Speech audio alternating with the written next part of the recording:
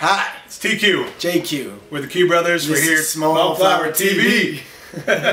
We want to talk about something today that a lot of people suffer from, but it's just kind of a nuisance that you just accept and wait for it to go away. But there's a couple ways to speed that healing process up. Yeah, we're talking about canker sores today. And, you know, a lot of people also mix them up, and I think there's a feeling that, that canker sores and cold sores. Cold sores, the herpes virus, which exists on usually on the outside of your lip, upper lip, the entrance of your mouth. That's not canker sores. That's not what we're talking about. We're not really going to talk about cold sores and herpes today. We'll talk about that another time. Yeah. Canker sores are just lesions inside the mouth. You ever get one of those little white spots along with usually maybe where the gum meets the cheek, or around the edge of a tooth where it's especially, you know, like the cheek, and it just burns. You eat something, it's annoying as all get out, and you can't touch it, and you know, that's a canker sore. And as a sufferer as an occasional sufferer from them, it's, you know, a subject that's dear to me because. Well, I've been looking. We have some. They don't connect it with anything. So it's like, what causes a canker sore? Yeah, let's talk about that first. So the first number one thing that they always say with any sort of ulcer type situation is stress. Yeah, stress is going to be huge for that. You're talking about a breakdown in the mucosal lining of the mouth usually. So your mouth has this nice slimy protective layer that's, you know, and it's supposed to. You want mucus in there, etc. And you know, and I just read. This is amazing. I was reading literally last night. To my daughter, my older daughter, about plaque. She was asking what it is. And I thought, I don't exactly know, I don't know how to describe what plaque is. Well, plaque is a biofilm that amasses, but it has partly to do with the accumulation, the inappropriate accumulation of bacteria and food particles that build up this biofilm, and they sort of get all messed up. Do you know how many? It's recently discovered. They used to think that there was somewhere around 400 some species of bacteria in the mouth. How many?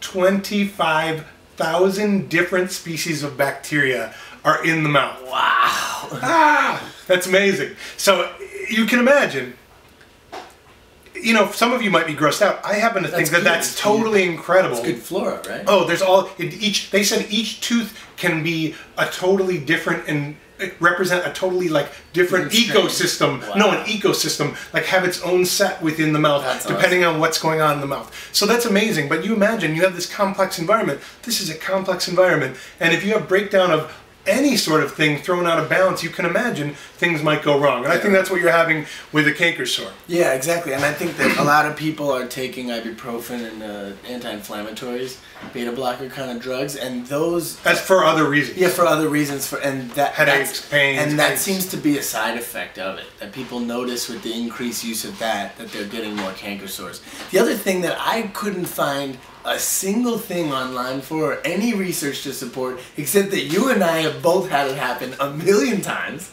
is allergy medicine. Oh yeah. Allergy medicine, obviously, and it makes so much sense, right? I haven't had it a million times because I don't take it anymore. You're getting rid of mucus. Yeah.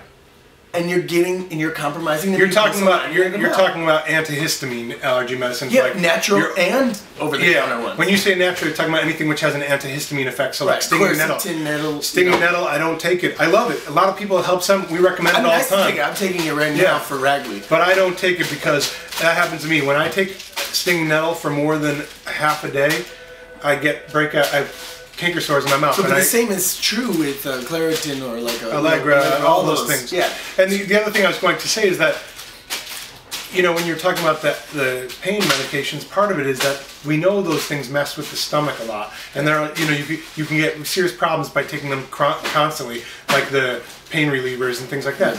Well, there's definitely a digestive stomach connection with canker sores. I think that's clear. Yeah, and I think that's what I think is interesting. And I was trying to think about this the last day. I've been thinking about this, but people think of them as separate things. This is the digestive system. It starts in the mouth. Yeah. You know, all those enzymes in the saliva and everything, and people don't chew their food enough.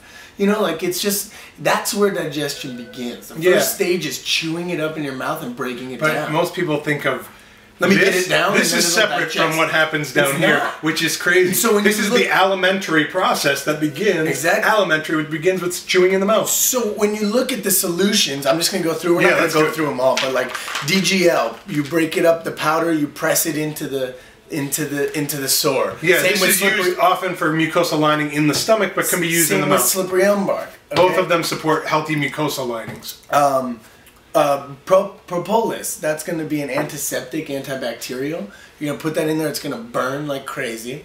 The thing about these things is they're all used for digestion too. Probiotics would be another good thing. Yeah, we could, probiotic I would definitely take. The one thing that we have always recommended and always had in our house growing up was tincture of myrrh, like gold, frankincense, and myrrh, like the three wise men. Oh, to me, that's one of the, if I had to put the 10 products that everyone must have in their house, this might be even in the top 5. I know, yeah. Like, I travel with a tincture of myrrh bottle everywhere I go because when you have something go wrong in your mouth... You can't enjoy food. You can't enjoy food. If you can't enjoy food... Your vacation is ruined. Your life is ruined, right? But especially if you're on vacation. Yeah, you're on vacation. And it tends to be when you travel, you're probably not eating in as healthy a manner as you should. And so to me, it's always like, I know when I'm traveling, I'm going to have an airport meal, and then I'm going to get there, and you can't say no when someone serves something, and then maybe you have a few extra glasses of wine, whatever.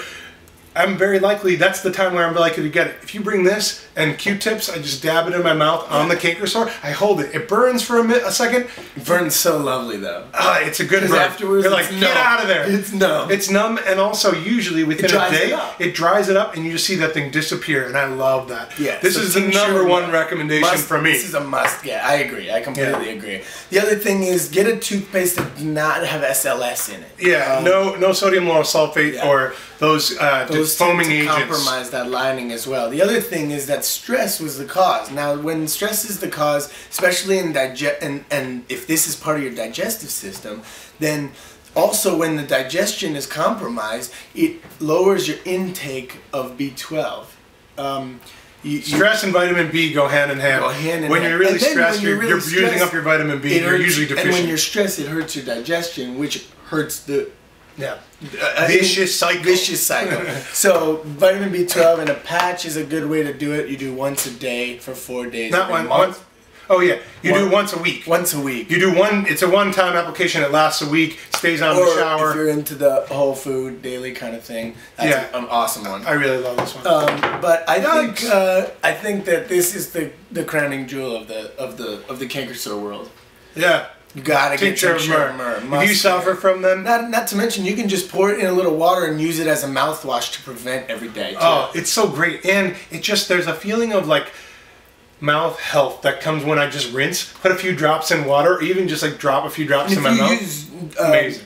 Natural toothpaste. Look, it's probably already in there. Yeah, you know what I mean. But you want to get a little more concentrated when you're dealing with canker sores. Okay, happy eating. Goodbye, canker sores. Hopefully for you and certainly for spicy food. All right, yeah.